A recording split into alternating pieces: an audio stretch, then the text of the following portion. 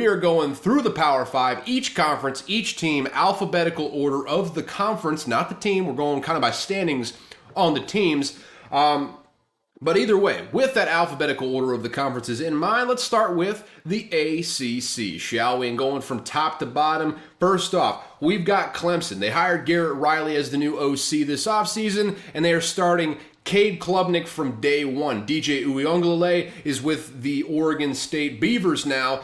Who doesn't love talking about Beavers? I'll tell you what, we'll talk about him down the road. He's on a pretty good team now with Oregon State that may be able to utilize his talents a little bit better than whatever the offensive coordinator did last year. I think it's a pretty big consensus at this point, both with Dabo Swinney and people outside of the program with Clemson, that the offensive coordinator hire was a mistake last year. You want to promote from within where you can, but that simply just did not work out for Dabo Swinney last year. And to his credit, he recognized that right away, replaced him with a big-time splash hire in Garrett Riley, who I don't think has had a below top 10 offense in any year that he has been an offensive coordinator, be that either with SMU or TCU this past season. He's a rising star, and who knows how long you're going to have him. May just be a one-year rental with the way this guy is rising right now. But if Garrett Riley can show up and be as advertised, boy, you might have a great offense on your hand. Former five-star quarterback in Cade Klubnik.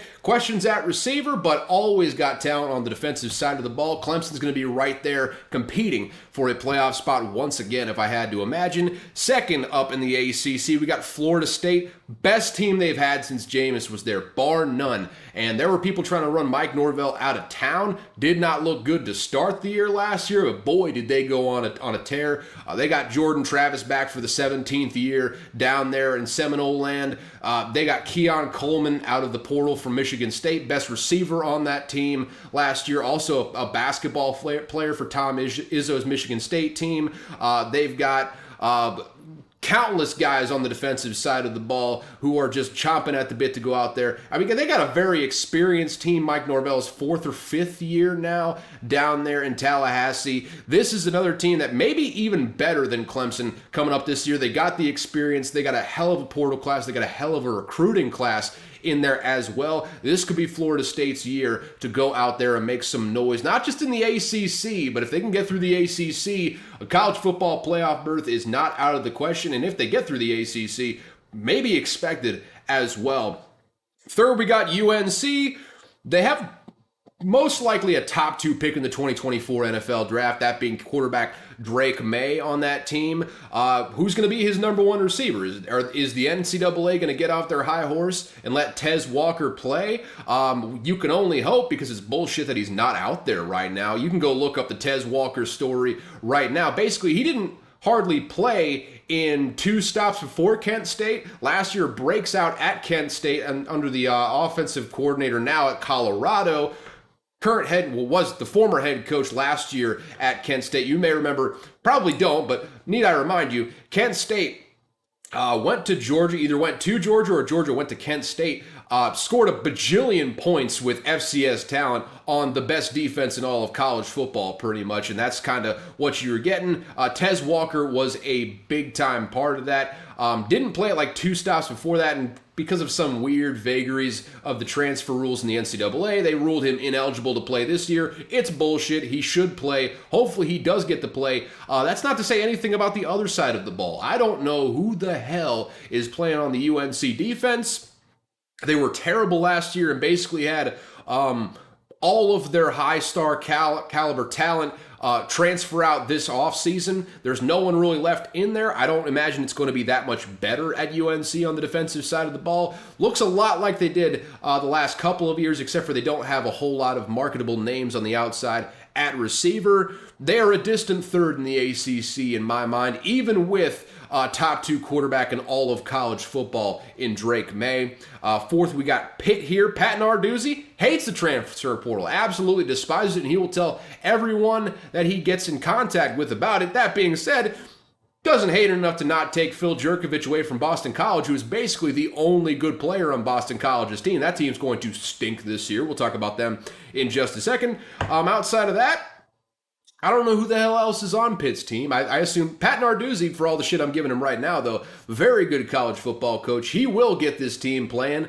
Maybe they're not going to be in the upper echelons of the ACC, but never count out Pat Narduzzi to get an 8-win season, 8 or 9-win season there out of his keister right out of the gate there. Look for them to do some better things than maybe people are expecting for those Pitt Panthers. Duke, sneaky good team. The only problem is they play a murderer's row of a schedule. They play all top six odds teams for the ACC heading into this year. I believe in week 1 they play Clemson. That's a sneaky possible upset spot for Clemson right out of the gate there. But Mike Elko, Riley Leonard there, I believe, is the quarterback. I could be totally wrong on that one. I think I just heard it today on a podcast, and I'm just spewing it out to you right now. Don't know what they got on the defense, but as far as the coaching is concerned, Mike Elko, very good coach, got a really solid quarterback in there as well. And they were, a 9-win team last year. They face a murderer's row of a schedule, but they could be very feisty this year. And because they face a murderer's row of a schedule, maybe they don't compete in the ACC, but they are in prime territory to take a big old fat stinky piss in someone's Cheerios. Watch out for them to be dangerous when they go to your resident favorites house throughout the course of the year. Did I say that properly? Who cares? I'm going to keep it moving. Syracuse, shout out to Garrett Schrader, man. Former Mississippi State quarterback, turns himself into a downright serviceable starting quarterback. Love to see it after that famous fourth down helicopter play his freshman year at Mississippi State versus Kansas State. Did he get the first round? No, but it looked really, really cool on the way to not getting there. Love to see him succeeding at the college level.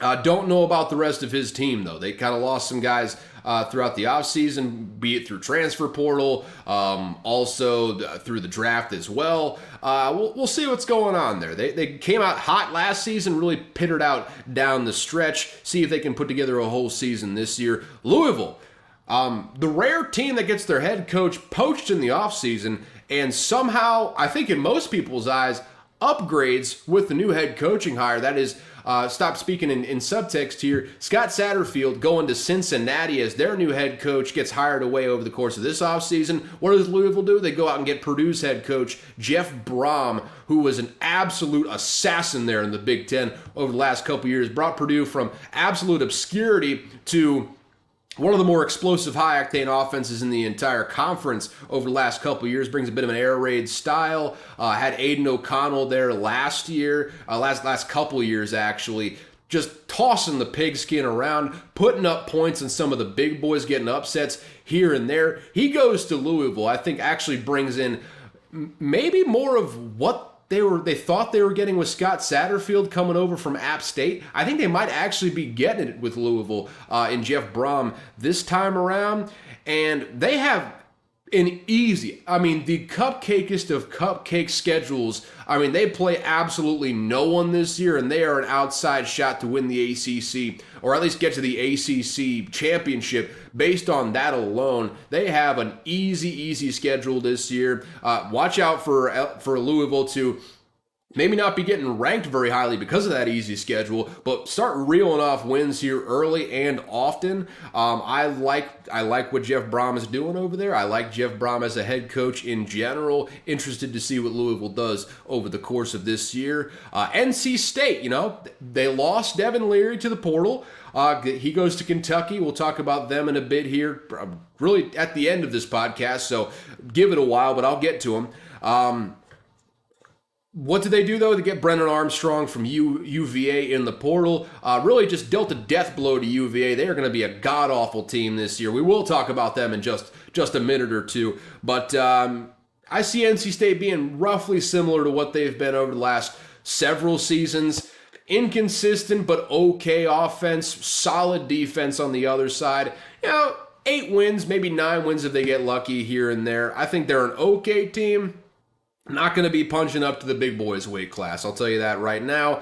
Wake Forest, man, Oh man, the cupboard is empty, absolutely bare. I mean, Sam Hartman, you just saw him scoring a bajillion touchdowns against Notre Dame this past week, or with Notre Dame. He scored a bunch of touchdowns against Navy this past week. That's where he transferred over the course of this offseason. A.T. Perry goes to the NFL, and they have got absolutely no one there right now. I mean, Wake Forest might be one of the worst teams in the ACC right now, and I hope all the best for them. Nothing but peace and love, hopefully, going over there.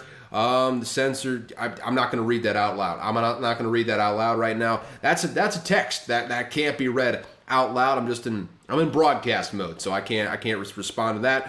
But Wake Forest, just take my word for it, probably not going to be good. If they made a bowl, it would be an absolute miracle after all they've lost over the course of this offseason. Georgia Tech, not good. Not good, guys. I don't think I need to say anything more except not good. They haven't been good for a while. They won't be good this year. End of story. Let's move on to the next one. Miami parted ways with both coordinators over the course of this offseason, but had a monster portal and recruiting class, bringing some good contributors on both sides of the ball. They got an absolute monster true freshman 5-star tackle in Francis Malago, who will start from day one. He's looked like an absolute freak so far from the offseason things that I've been hearing from basically just Josh Pate. I don't have any connections in that world, but Francis Malago, listen to that name. He's going to be jumping off your screen right away. You're going to be surprised that he's a true freshman because he's a massive, massive human being. And they've got a very good offensive line there. Mario Cristobal seems to be putting something together. They got a long way to go from where they were last year. I think finishing 5-7. Look for them to maybe go like 8 wins, 8-4 throughout the course of the regular season. See what they do in a bowl from there. I think they will not be as bad as they were last year. Josh Gaddis was a mistake hiring an offensive coordinator.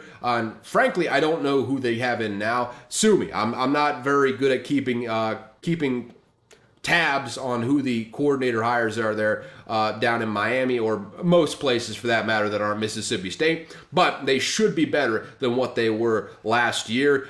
Only improving. I mean, again, I kind of subscribe to the notion that, and call me a crazy person, but I think you give a head coach 3 years to see what they're doing. 3 years. Think about it. Get your first class in first year. By that third year, those guys are juniors. They should be rising up into the starting lineup, and then you can kind of see what you got there. I say give Mario Cristobal 3 years before we start passing judgment, and I'll just leave it at that. I think they're going to be an okay team this year. I don't think they're going to be competing for the ACC title or anything like that, but I think they'll be a solid 8, maybe 9-win team throughout the course of this year. Virginia, at least you got basketball, man. I mean, only good offensive players have been poached throughout this offseason, so good luck to you. Hope you get a win or two this year. Boston College, I mean, Boston's a cool town full of fun, but, aggressive people. Take solace in that because your football team's going to stink this year. And with that, that's the ACC. If I had to guess, I mean, obviously it's going to be either Clemson or Florida State if you're guessing right now. My lean is toward Florida State just based on the experience on both sides of the ball. This is a team that is built to win right now this year. This is going to be probably, I don't know if it's going to be their one shot because Mike Norvell's got that thing rolling now and he's got good recruiting classes coming in. But this is maybe the best shot you're going to get in a couple years. I think they're going to capitalize on it. I think they're I think they are going to win the ACC. That's just my guess, though. Hard to say it here in late August. Whenever we're getting started with this thing. But that is the ACC.